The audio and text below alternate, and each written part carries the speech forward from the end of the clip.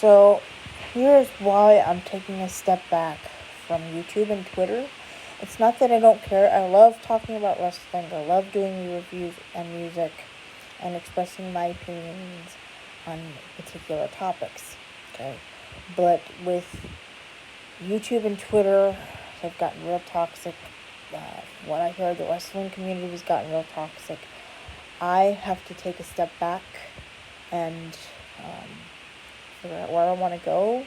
Because I'm noticing that when I do recent videos, all my recent videos, some only get a few views. But I'm noticing that the older videos that I've done have gotten more hits. Okay. I talk about Corey Feldman. I talk about Michael Jackson, Lisa Marie Presley, uh, Boy George, Arnold Schwarzenegger. I've talked a lot about different celebrities and different topics. But I'm looking and I'm seeing that YouTube and Twitter have become really, really toxic, and that's something that I don't like. I'm not the one doing grocery hauls and clothing hauls and makeup tutorials, because that's not me. What you see here is what you get. You don't have to like what I talk about. That's fine. But I'm not going to be here posting videos 24/7. That's just not my thing. I'm trying to get my life back on track. I'm trying for a while now. It's like I said, I don't put my life out here for everybody to dissect. I applaud Stacy, Susie, Kim, Shannon for fighting to keep Corey Haim's legacy alive and burying Corey Feldman because he deserves it. This man is gross, disgusting. I don't know how he can live with himself. Like I said in a previous video I did back in July of the year before last, it was almost a year ago that I did a video on Corey Feldman, and I expressed my disappointment in him, because it seems like when somebody like Corey Haim dies, or Michael Jackson dies, he acts like he's, they were my best friends. Well, you claim that they were, but they left you because you did some things that left a bad taste in their mouth. Or you say certain things that don't make sense to anyone, and you wonder why people are pissed off at you, because you do shady shit. You go out here and say, oh, for the kids. No, you're not. You're not. If you were for saving the children from being, abused in the industry, whether it be music or television or movies, you would have done this years ago. But your whole thing is to line your pockets with people's money and blow it on drugs or fancy vacations, stuff that people like us don't get to do. You don't get to say, hey, I'm going to go on a vacation and do what I want. This is why I didn't donate to your cause, because I knew something shady was going on. I never, not once, donated any of my income to you, because I knew something wasn't right. Therefore, I felt it was my best interest, and those that were former fans and still are fans needed to know why I had to leave, because it's gotten so toxic, and this man's always flip-flopping and not making sense. You have people coming out against Marilyn Manson. Where's that energy for Feldman? Where's that energy for others besides Feldman that do stuff like this? Dan Schneider. Other people that have done similar acts, disgusting acts. Where's the energy for Steven Spielberg? People won't be saying, oh, Michael was one. No, he wasn't. No, he wasn't. Do you honestly think he would let a minor come to his house? Let a minor and their family come to his house? If he was really one, he would say, hey, I want to spend time with your kid, but your parents can't be here. A predator will say, hey, I want to spend time with your kid, but your parents can't be here, because they don't want people seeing or hearing what they're going to do to somebody's kid. Michael didn't do that. Michael willingly and naively said, you know, I want people to be able to come to my house and feel comfortable. You know, if they're in a position where they're not comfortable, or, you know, they're struggling, I'm going to help them. That's what I want to do. I want to help people. And he did, but it cost him almost his whole entire image. And for more than 20 years, people were thinking, maybe he is one. Maybe. You know, even though he was acquitted second time around, the first time it didn't happen because they wanted to do civil before the actual trial, and Michael wouldn't have gotten the chance to try to prove his innocence. So on his insurance company's input, the company said, hey, well, you got this going on, you need to figure out what you're going to do. Why don't you settle?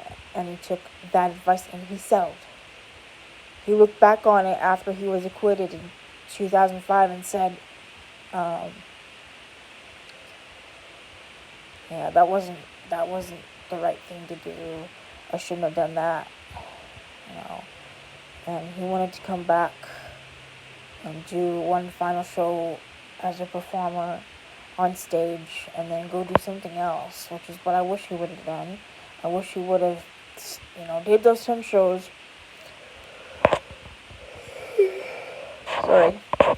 Did those 10 shows and then retired from the stage and either did acting or theater work, like what Chris Sarandon does. Okay. But it didn't happen that way. You know, I'm thinking what he would have done had he only done those 10 shows and did what he needed to do. You know, I, in my honest to God opinion, as I've stated in other videos that I've done of Michael, I wish he would have retired from the stage and done something else, you know, to gain perspective elsewhere, because he wanted to do movies, he wanted to direct, he wanted to do all those things, but it didn't happen that way, you know, and it's just sad, you know. Corey Feldman's out here getting away with this shit. Marilyn Manson, the royal family, okay? These are people that do things to children and get punished for it. This is what Diana, Prince Harry, Meghan Markle were all aware of. This has been going on since before any of us were born. And it's sad because they want to shame Meghan and Harry for speaking their truth on what they had to endure. Harry being the man that his dad, Prince Charles, should have been for Diana. But his little sorry ass wanted to say to the public and his mom and his dad, yeah, I'll marry a virgin. Yeah, I'll get her pregnant. She'll give me sons to carry, you know, to carry on to the throne. Prince Charles didn't know how to be a man. He didn't know how to say, hey, I know this is what you want, Ma, but I don't want to do it because I'm not in love with this woman. He tore her heart out. He married her, got her pregnant, and then went on to be with his mistress, his former lover, Camilla. Diana had more classiness and elegance to her, more than Charles and Camilla will ever have. They want to be what Diana was to those people, but they're not.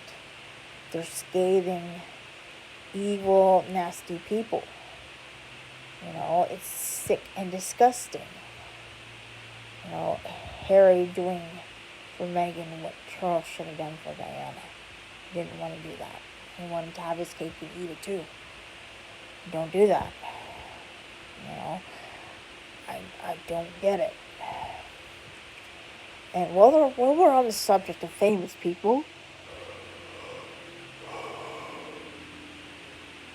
let's talk about Jason Jordon allegedly having a side piece Well, he's married and has a beautiful little girl. And why would you do that? You got a beautiful wife, beautiful child. You decide you want to go get a side piece, get her pregnant, and say, "Oh, I want you to abort the baby that you're carrying. Yes, it's mine, but I'm not gonna want to have anything to do with it." Girl, talking about the side piece now. You should have ran the other direction when he made his advances toward you. You should have made him wear a condom if he was going to be intimate with you. Because I know that he charmed the pants off of you, but you should have ran the other direction when he started trying to seduce you. Because now you're in this mess, and now the whole world knows what he allegedly had you do, and that's not the way to be, you know. And I hope karma gets Jason Jordon, because it's sick, sad, and disgusting. You have a side piece while you're married, you get her pregnant, and then you ask the side piece to kill the baby that she's carrying, which happens to be yours. I don't know how you can sleep at night. I really don't get that. It's sick and sad. Really sick and sad. I don't get it. You know, and I just don't get it. I really don't.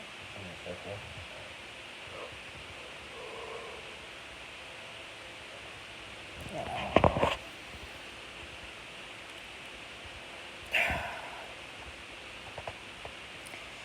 As I said, I will be doing movies, music, and wrestling reviews, but it's probably going to be pre-recorded, and it's going to take several hours to upload. But I am here. I just thought I'd come on here and explain why I decided to take a step back from all of this, because it's so toxic and so draining to do this. I don't know how YouTubers can say, "Hey, I want to do this for a living. This is what I want to do." Yeah, you do it. But for me, I'm not like that. I don't want to pretend to be something I'm not, because that's not who I am. What you see is what you get. So that's my 2 cents for now. I'm going to leave it at that.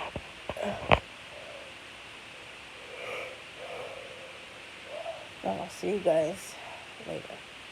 Alright?